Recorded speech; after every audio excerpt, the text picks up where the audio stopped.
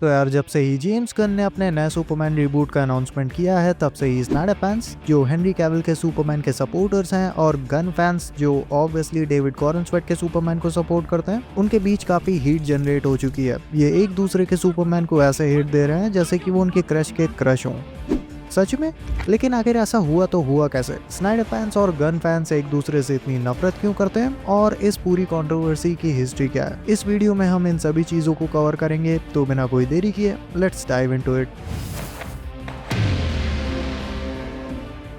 तो ये सब कुछ 2013 में शुरू हुआ जब जैक स्नाइडर ने हेनरी कैविल को सुपरमैन के रोल में कास्ट किया। पहले के वर्जन से अलग ये सुपरमैन कुछ ज्यादा ही रियलिस्टिक, इमोशनली कॉन्फ्लिक्टेड और काफी सीरियस और डार्क दुनिया में सेट था। जैक स्नाइडर ने अपने सुपरमैन को काफी ग्राउंडेड रखने की कोशिश की थी, एक ऐसा सुपरमैन जो सिंबल ऑफ होप तो फील होता ही है मगर साथ में ही वो एक पोटेंशियल थ्रेट भी है। काफी सारे लोगों को लगा कि ये सुपरमैन कॉमिक्स के सुपरमैन जैसा नहीं है और अगर तुम कॉमिक्स के सुपरमैन को थोड़ा बहुत भी जानते हो तो तुम इन लोगों को पूरी तरह से गलत भी नहीं बोल सकते। कॉमिक्स का सुपरमैन विलन से लड़ते हुए थ्रू आउट द सिटी इस तरह का डिस्ट्रक्शन नहीं करता, वो सिविलियन कैजुअलिटीज को लिमिट में रखने की कोशिश करता है और मोस्ट इम्पोर्टेंटली वो इस तरह का रिएक्शन तब तो नहीं देता जब उसकी आंखों के सामने सैकड़ों लोग मारे जाएं। लेकिन मुझे ये सुपरमैन इसी रियलिस्टिक अप्रोच की वजह से पसंद है। जिस तरह से ये मूवीज इमोशनल और मोरल कॉन्फ्लिक्ट्स के साथ डील करती हैं वो चीज तुम्हें ज्यादातर सुपर हीरो मूवीज में देखने को नहीं मिलती। मार्वल रेयरली इन सब चीजों पर फोकस करता है और दूसरे सुपर हीरो वर्सेस की अपनी अलग खूबियां हैं। मगर स्नाइडरवर्स का टर्निंग पॉइंट आया 2017 में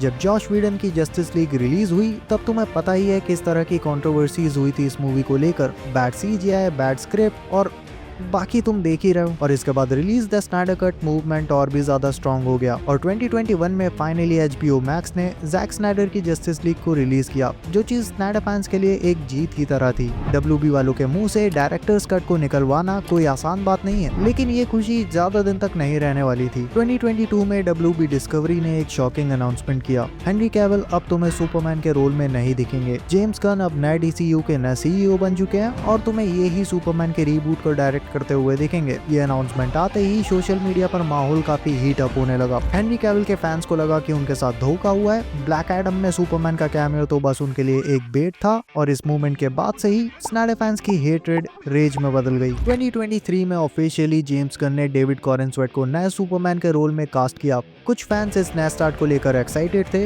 लेकिन स्नाइडर फैंस वो हर बार की तरह अपनी फैन बेसेस वाली हरकतों पर आ गए। डेविड कॉरनस्वेट की सोशल मीडिया पर ट्रोलिंग होने लगी, मगर जो कि रॉबर्ट पैटिंसन के साथ प्रीवियसली एक ऐसा ही सीन क्रिएट हो चुका है उनकी बैटमैन की कास्टिंग को लेकर, तो अब ज्यादातर लोग ये समझ चुके थे कि उन्हें किसी भी एक्टर को, चाहे उसे किसी भी रोल में कास्ट किया गया हो, एटलीस्ट उनकी मूवी रिलीज होने से पहले तो हिट नहीं देनी चाहिए।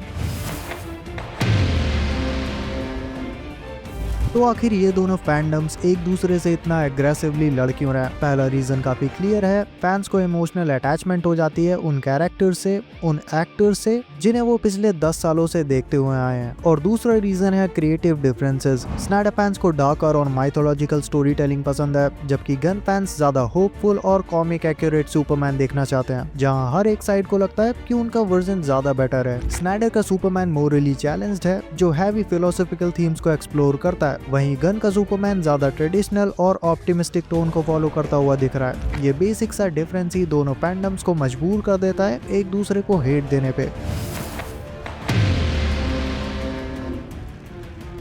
अब स्नाइडर फैंस को ये समझना होगा कि सुपरमैन हमें ऑलरेडी काफी सारे वर्जन्स में देखने को मिल चुका है, जहां हर वर्जन कहीं ना कहीं कैरेक्टर के डिफरेंट एस्पेक्ट्स पर फोकस करता है। और गन फैंस जिन्हें लगता है कि स्नाइडर के सुपरमैन का कॉमिक एक्यूरेट ना होना उसे एक बेकार सुपरमैन बना देता है, तो सुपरमैन तुम्हें कॉमिक्स में भी काफी सारे वर्जन्स में देखने को मिलता है। कहीं पर वो सिंबल ऑफ होप होता है और कहीं पर स्ट्रेट अप मैनिएक। तो तुम सिर्फ कॉमिक एक्यूरेसी को देखकर ही नहीं बता सकते कि कौन सा वर्जन ज्यादा बेटर है। कैरेक्टर को किस तरह से लिखा गया है ये भी काफी मैटर करता है। तो अब तुम्हें क्या लगता है इस कंट्रोवर्सी के बारे में, स्नाइडर फैंस के बारे में, गन फैंस के बारे में, या फिर इवन इस वीडियो के बारे में ही? तुम मुझे कमेंट्स में बता सकते हो। बाकी मैं मिलूंगा तुमसे नेक्स्ट वीडियो में नेक्स्ट टॉपिक के साथ।